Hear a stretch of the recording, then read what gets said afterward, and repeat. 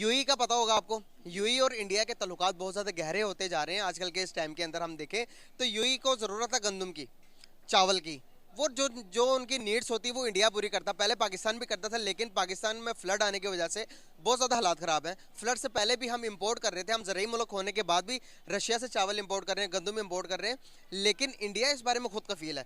India के ऊपर निर्भर कर रही है बाकी सारी कंट्रीज़। क्या वजूहत है कि वो इतना स्ट्रॉन्ग किस तरह से है? हम उनके मुकाबले में एक तो छोटी मार्केट है और दूसरा हमने अपनी मार्केट को भी उस तरीके से बेसिकली ग्रो नहीं किया कि लोगों का इंटरेस्ट हमारी तरफ डेवलप हो सके एज़ कम्पेयर टू इंडिया। तो इस सिचुएशन में यकीनन इंडिया की जो बात है वो प्रायोरिटी में देखी जाती है। दुनिया में इकोनॉमिक इंटरेस्ट ज़्यादा इंपॉर्टेंट होते हैं। तो जहाँ तक ताल्लुक है ग़िज़ाई अजनास का, तो उसमें दो पहलू हैं। पहली चीज़ तो ये है कि हम लोग अगर कोई हमसे मांगता है, फोर्स करते हैं, जैसे यूएई की आप बात करें, तो हम उन्हें स्ट्रेट आउट रिप्लाई आंसर नहीं कर सकते कि हम नहीं देंगे आपको, क्योंकि यूएई से आप डेफर पेमेंट्स पे ऑयल भी लेते हैं, तो फिर वो आपका ऑयल बंद कर देंगे, तो फिर जो है वो प्रॉब्लम्स आ जाएंगे। यूएई ने फिर से एक बार अपनी मांग रख दी है, और मांग भी ऐसी रखी जैसे मांग तो खैर चल ही रही थी बहुत टाइम से। इस बार तो एकदम ही कह दिया कि भैया प्लीज़, अगर अब अभी नहीं किया तो फिर तो बड़ी ज़्यादा दिक्कत हो जाएगी। क्योंकि जो खाना पीने का तरीका है यूएई में, अगर आप देखो सब कुछ, तो बहुत ही ज़्यादा वो डिपेंड करता था पहले यूरोपियन कंट्रीज़ पे, और ख़ास तौर पर ये जो रशिया, यूक्रेन और इसके अगल बगल देश है वहाँ पर। अब वहाँ से वीट के साथ साथ में राइस का भी थोड़ा जो दिक्कत हुई है। वीट और राइस का क्राइसिस सिर्फ यूएई में नहीं, लगभग पूरी दुनिया में ही हो गया है अब। लेकिन बड़ी बात ये है, मुद्दा जो असली है वो ये उठता है यहाँ पर, चावल और कई देश भी बनाते हैं। अगर हमारे अड़ोस पड़ोस में बात करें तो बांग्लादेश का भी बहुत चावल है। पाकिस्तान में कुछ उतना बड़ा चावल की इंडस्ट्री तो नहीं है, पर छोटी मोटी है, उतनी बड़ी नहीं। पर बांग्लादेश की ठीक ठाक अच्छी खासी चावल की इंडस्ट्री है। उसके बाद भी सबको, विशेष तौर पर अरब कंट्रीज को, इंडिया से ही चावल लेना है, क्योंकि जिस क्वालिटी का चावल यहाँ पर हमारे किसान उगाते हैं वैसा बांग्लादेश और बाकी जगहों पे होता नहीं है, और वो क्वालिटी से कंप्रोमाइज़ कर भी नहीं सकते। कोई गरीब देश तो है नहीं, अच्छा खासा पैसा देश है। इंडिया एक बहुत बड़ी पॉपुलेशन है, एक बहुत बड़ी मार्केट है।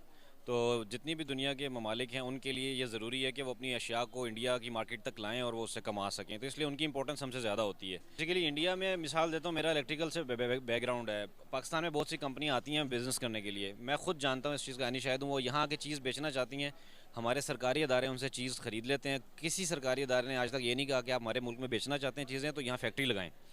जबकि यही कंपनी इंडिया जाती है तो इंडिया वाले कहते हैं कि जी हम आपसे बाद में लेंगे, पहले यहाँ फैक्ट्री लगाएं। हमारी प्रायोरिटीज़ ही नहीं है कि हमने यहाँ चीज़ें बनानी है, इसी वजह से फिर यहाँ पे चीज़ें बनती नहीं है। इस तरह आप कह सकते हैं कि इंडिया जो है वो उसका अलायंस है ज़्यादा अमेरिका के साथ, और जितने हमारे ये जो अरब अमारात कंट्रीज़ हैं, ये सारी इनके लिंक्स भी अमेरिका के साथ ज़्यादा अच्छे हैं। तो अमेरिका इनको जिस तरफ भेजता है ये उसकी बात ज़्यादा सुनते हैं। सऊदीया हो गया, यूएई हो गया, कतर हो गया, कुवैत हो गया, ये इनका एक अलायंस है आपस में। ये आपस में वो जो उधर से ऑर्डर आता है अमेरिका से, वो तो उसको मानते हैं। टेस्ला की नहीं, इसके अलावा बहुत सी कंपनीज़ हैं। चाहे आप ट्रांसफार्मर ले लें बिजली के, चाहे तो ट्रांसमिशन लाइनें ले लें, जितना माल बाहर से आता है, हत्ता कि आपके मुल्क में पावर ट्रांसफार्मर भी नहीं बनते। ये जो 132 केवी के ग्रिडों पे लगते हैं ट्रांसफार्मर, धड़ा धड़ा बाहर के मुल्कों से इंपोर्ट करते हैं। जबकि आप ये टेक्सला में बना सकते हैं, आपकी हैवी इंडस्ट्री है, इसका कोई तकल्लुफ़ ही नहीं करता कि चीज़ें खुद बनाएं। सियासतदान थोड़ा सा यहाँ कोई शोर हो जाए तो फ़ौरन टिकट पकड़ के लंदन और अमेरिका पहुँच जाते हैं। तो जिनका, जब आपके हुक्मरानों का जीना मरना यहाँ नहीं होगा तो वो यहाँ के लिए काम नहीं करेंगे। जो पीटीआई की हुकूमत थी उसमें तो देखें हमारे जो ग्रीन कार्ड की वैल्यू कितनी, अगर आप जाते हैं दूसरे कंट्रीज़ में जाते हैं तो आपको पता होगा कि हमारी जो ग्रीन कार्ड की वैल्यू थी वो कितनी डेवलप हुई थी। किस वजह से हुई थी कि हमें अल्लाह ने एक लीडर ऐसा दिया था कि जो जिसने इस तरह हमें प्रेजेंट किया, इस तरह हमारी नुमाइंदगी की कि लोगों को पता चला यार हाँ कोई कोई लीडर है, कोई बंदा है।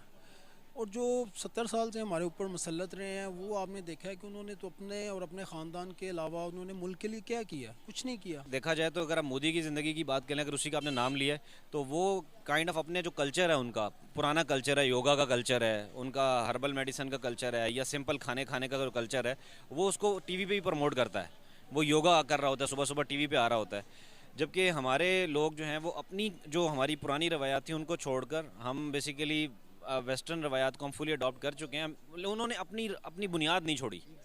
That is the point. तो उसमें यकीनन जब अपनी बुनियाद पे होते हैं तो फिर आपके एक्सपेंस कम होते हैं। जी सर्टनली ऐसे ही देखें, इस दुनिया में ना जो भी इंडिविजुअल कल्चर्स हैं, इनफरादी कल्चर्स हैं, हर एक का अपना एक वे ऑफ लाइफ है।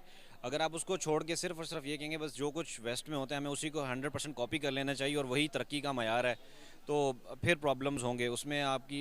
देखिए वेस्ट में भी अगर आप चले जाते हैं ओबिसिटी बहुत कॉमन है, कितने मोटे लोग हैं वहाँ पे, डायबिटीज़ है, हार्ट अटैक्स हैं। तो इसका मतलब ये है कि आप सिर्फ कल्चर नहीं कॉपी कर रहे हैं, रहन सहन नहीं कॉपी कर रहे हैं, बीमारियाँ भी कॉपी कर रहे हैं। में काम करने से झिझकते हैं, घबराते हैं, बाहर जाके वो किसी तरह की भी जॉब कर लेते हैं। तो अगर ये हम यहाँ से अपने आप को जब बेहतर बेहतर करेंगे ना, तो बाहर जाके भी ऑटोमेटिकली हमें इज्जत मिलेगी। यहाँ पे हम कुछ करते नहीं हैं, फ्रॉड करते हैं, धोखा देते हैं लोगों को, बाहर जाके फिर यही कुछ हाल होना हमारा। वो इसलिए नहीं करता, पूरी दुनिया में हमारी जो रिस्पेक्ट है इसलिए नहीं होती कि जो हमारे हुक्मरान हैं ना, वो उन्होंने हमारे मुल्क को इस लायक छोड़ा नहीं है। हमारे पास वो फैसिलिटीज़ नहीं है उस लिहाज से। और दूसरी बात ये कि वो डिप्लोमेसी में भी हमसे ज़्यादा अच्छे हैं, मतलब फॉरेन पॉलिसी उनकी इंडिपेंडेंट है। जैसे आजकल कहते हैं कि एक सियासतदान है वो बड़ी बात करते हैं हमारी इंडिपेंडेंट फॉरेन पॉलिसी होनी चाहिए, तो वो रशिया से काफ़ी अरसे से बहुत ज़्यादा ऑयल ले रहे हैं, जबकि हम अभी तक सोच ही रहे हैं लेना चाहिए कि नहीं लेना चाहिए। तो वो उनकी फॉरेन पॉलिसी भी उनके इंटरेस्ट में है। बेसिकली वो एक अहम चीज़ ये है कि इंडिया के कोई भी सियासतदान है, जैसे मोदी है, अब मोदी का लंदन में सुना है उसके कोई अपार्टमेंट्स हों या अमेरिका में हों, उनके सियासतदान बेसिकली उनका जीना मरना उसी मुल्क में है। अगर वो पहले पाकिस्तान से ले रहे थे चावल वगैरह, आप खुद ही बता रहे हैं कि सैलाब आया, हमारी प्रोडक्शन लॉस हो गया हमारा, उन्होंने अपनी ज़रूरत कहीं ना कहीं से तो पूरी करनी है ना। तो इसमें क्या है, मतलब इंडिया से ले लें, रशिया से ले लें, कहीं से भी ले लें। बेसिकली देखें ना, इंडिया ने अपने मुल्क में इंडस्ट्री खड़ी की है। अंबानी ग्रुप है वहाँ का, कितना बड़ा ग्रुप है। अडानी ग्रुप है, कितना बड़ा ग्रुप है। वहाँ ऑयल रिफाइनरीज़ हैं, हमारे पास ऑयल रिफाइनरीज ही नहीं है। अभी ऑयल रिफाइनरी लगाने की सऊदीज़ बात कर रहे हैं। तो बेसिकली अगर यूएई या सऊदी अरेबिया उनको लो कॉस्ट पे ऑयल प्रोवाइड करेंगे, तो उनकी ऑयल रिफाइनरीज यूज़ करके उसको आप रिफ़ाइन करके पूरी दुनिया को एक्सपोर्ट कर सकते हैं। अपनी वो ज़रूरत पूरी करते हैं। उनको अल्लाह ने एक ख़जाना दिया हुआ है मादनियात का, वो पूरी दुनिया में मादनियात देते हैं, ऑयल देते हैं। उसके अलावा जो उनके पास नहीं है, वो जहाँ से भी उनको मिलता है वो लेते हैं। ये आपको ना इनकी सेहत में भी नज़र आ जाता है। मतलब देखिए ना, अगर आप इतना कुछ खाएंगे तो फिर आप कभी आपके प्लेटलेट्स कम हो जाते हैं, कभी आपको हार्ट अटैक हो जाता है, कभी कुछ हो जाता है। तो कभी हमने ये सुना है कि मोदी के प्लेटलेट्स कम हो गए या उसको ये हो गया वो हो गया। आई मीन उनको हेल्थ वाइज भी फिर सिंपल अगर आप खाना खाएंगे और सिंपल ज़िंदगी गुजारेंगे तो आपकी सेहत पे भी अच्छा मुस्बत असर पड़ेगा। और दूसरा, कौम को भी एक एग्जाम्पल बनते हैं कि जी हमें इस तरह ज़िंदगी गुजारनी चाहिए। गिरबान में सबको देखना पड़ेगा, हर बंदा अपने आप को ठीक करेगा तो एक माशरा ठीक हो जाएगा, ऑटोमेटिकली एक सोसाइटी बन जाएगी ना। इसकी बुनियादी वजह यही है कि देखिए ना, हमारे पहले 8 से 70 साल पहले गांव में जाके रहे, वहाँ लोग 2 टाइम खाना खाते थे, देसी घी का इस्तेमाल होता था। तो वो हम सारी चीज़ें छोड़कर जब हमने अगर वहाँ भी बर्गर खाते हैं तो हमने भी यहाँ भी खाना है, तो फिर वही होगा। वहाँ ओबिसिटी है, अमेरिका में हार्ट अटैक्स हैं, डायबिटीज़ है, तो यहाँ भी होगा। तो बेसिकली हमें अपनी, चाइना ने बहुत तरक्की की है, मैं चाइना में काफ़ी अर्सा रहा हूँ, दुनिया में अभी दूसरे नंबर पे पहुंचने के बावजूद उनके खाने वही हैं जो उनके पुराने खाने थे। उन्होंने खाने नहीं बदले, रात को सोने का वक्त नहीं बदला, अपने कल्चर को उठा के बाहर नहीं फेंका उन्होंने। हमने तरक्की तो नहीं की, लेकिन कॉपी करते करते अपना सेहत का बड़ा घर कर लिया। वो देखिए, घर का जो सरबरा होता है ना, वो बड़ा काउंट करता है। घर का अगर सरबरा, आप अपने घर की मिसाल लें, मेरे घर की मिसाल लें, अगर घर का सरबरा एक इलाके में, एक सोसाइटी में आप रहते हैं, अगर आपके घर के सरबरा की रिप्यूट अच्छी नहीं है तो सोसाइटी वाले लोग आपको अच्छी नज़र इस तरह से हम देखते हैं अरब कंट्रीज़ को, वो सब के सब पेट्रोल पर डिपेंड करते हैं, तेल पर डिपेंड करते हैं। तेल जो है सबको पता है आज से 10, 20, 30 साल बाद में एकदम उसका यूज़ ख़त्म हो जाएगा। 100-200 साल बाद तो कोई कल्पना भी नहीं कर सकता है तेल की। इसी तरह से ज़्यादातर देशों को अगर हम देखेंगे विश्व में, सिर्फ इंडिया और चाइना को छोड़कर, वो सब उनकी इकॉनमी पूरी तरीके से ऐसी चीज़ों पर डिपेंड करती है जो आज बहुत ज़बरदस्त चल रही हैं, आज से 50-100 साल बाद जिनका कोई रेलेवेंस नहीं रहेगा। अब इंडिया को भी अगर हम देखें तो इंडिया में भी आप देखो कितना सब कुछ है, आईटी सेक्टर है, यहाँ पर बीपीओ है, यहाँ पे इंटरटेनमेंट इंडस्ट्री, काफ़ी कुछ है जो भी इस श्रेणी में आता है कि जो 50-100 साल बाद नहीं चलेगा। पर अभी भी इंडिया में बहुत बड़ी आबादी, बल्कि 50% प्लस आबादी इस देश में किसानों की है या नहीं है। अभी भी यहाँ पर अगर हम उसको आंकड़ा लगाएं तो तकरीबन 60-65% हमारे देश में आज भी किसान हैं जो पूरी तरीके से कृषि पर अपना आय उनकी निर्भर है।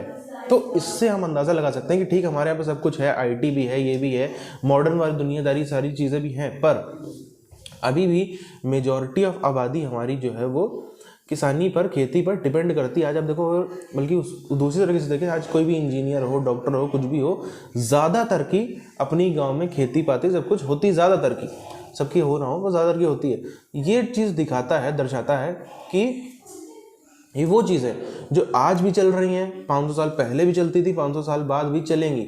और जब भी ऐसा कुछ वॉर टाइप की चीज़ें हो जाती हैं, बाकी सब आप एक बार किनारे कर सकते हो, आप दुनिया भर की जो तामझाम वाली चीज़ें हैं वो ना लो, आप वहाँ का सामान प्रोडक्ट्स को बाइकआउट करो, मतलब कि प्रोडक्ट्स इन द सेंस कपड़े हो गए, इलेक्ट्रॉनिक आइटम्स हो गया, मैन्युफैक्चरिंग गुड्स हो गया, उसको आप अगर बाइकआउट करो तो थोड़ी तकलीफ होगी, बहुत ज़्यादा तकलीफ नहीं होगी। पर अगर आप वहाँ से खाना वाना आना बाइकआउट कर दो, किसी देश से आपके पास में अनाज आता हो, सब्जी आता हो, तेल आता हो, चावल आता हो, उसे बाइकआउट कर दो तो आप खुद बर्बाद हो जाओगे। यही कारण है इंडिया हमेशा से ही विश्व गुरु रहा था, और यही एक कारण है कि इंडिया पर विश्व पूरा पूरा निर्भर करता रहा था। अब देखो अंग्रेज आए, अंग्रेज़ों ने भी आकर के यहाँ से खूब लूटा, सब कुछ किया, लेकिन उनका जो मेन सोर्स ऑफ इनकम था वो यही था कि उन्होंने यहाँ के समझा कि कैसे यहाँ पे इंडिया के पास में वो चीज़ें हैं जिस पे पूरा वर्ल्ड डिपेंड करता है। उसने सिर्फ उस बिज़नेस को कैप्चर किया ज़्यादातर। बड़े पर्सपेक्टिव अगर हम देखें तो लगान लेना, आप देखो अपनी खुद की मिल सेटअप करना, यहाँ से बना बना के भेजना, सब कुछ करना, वो तरीका यही था कि काम यहीं पर होता रहेगा जैसे होता रहा था पहले सदियों से, हज़ारों सालों से। बस पहले जो वो वेल्थ भारतीय लोगों में बढ़ जाती थी, भारत के व्यापारियों में, भारत के आम लोगों में बढ़ जाती थी, अब वो वहाँ पर बहुत छोटा हिस्सा जाए, बड़ा हिस्सा जो है वो ब्रिटेन पहुँच जाए। मेन मोटा मोटी यही था ना। इसी तरह से एक और चीज़ भी अगर आप देखो, भारत में कम से कम मेजॉरिटी ऑफ इंडियंस 70-75% लोग आपस में, चाहे लैंग्वेज के नाम पर कितना ही लड़ लें, स्टेट के नाम पर, एक स्टेट देखते हैं ना कितना, एक स्टेट के नाम पर कितना ही लड़ लें, अलग अलग चीज़ों पर कितना ही लड़ लें मेजॉरिटी ऑफ इंडियन, पर जब एक वो राष्ट्र की बात आती है तब फिर होता है कि नहीं नहीं हमें इसे नहीं छोड़ना। क्यों? वो हमारे जीन्स में है। क्यों है? क्योंकि एज अ होल इंडिया अगर आप देखो ना, दक्षिण भारत में कोई अगर एक राज्य ले लो आप, उससे कोई एक फलानी चीज़ एग्रीकल्चर की आती है, जैसे आप आंध्रा वगैरह में ले लो मिर्च वगैरह और पिकल्स वगैरह, ऐसे और जगहों पर ले लो, हर राज्य का अपनी अपनी कोई स्पेशलिटी है, कहीं से चावल, कहीं से कुछ, कहीं से कुछ, कहीं से सरसों, अलग अलग। तो वो अगर एक पूरे एज अ इंडिया एक होल कंट्री रहेगा तो वो एक बहुत बड़ी आर्थिक शक्ति बन सकता है, और दुनिया भर में कितने ही युद्ध हो जाए, कुछ भी हो जाए, पर यहाँ पर खाना पीना चलता रहेगा, क्योंकि यहाँ पर सब कुछ डिपेंडेंट है। इसलिए देश नहीं टूटना चाहिए। ये बहुत सालों से ऐसा हम लोग के अंदर में जेनेटिक में रहा कि आपस में कितना ही लड़ लो एक दायरे के अंदर, लेकिन देश तोड़ने की बात मत करो, क्योंकि उससे जो है वो खाना पानी पर भी दिक्कत आ जाएगी।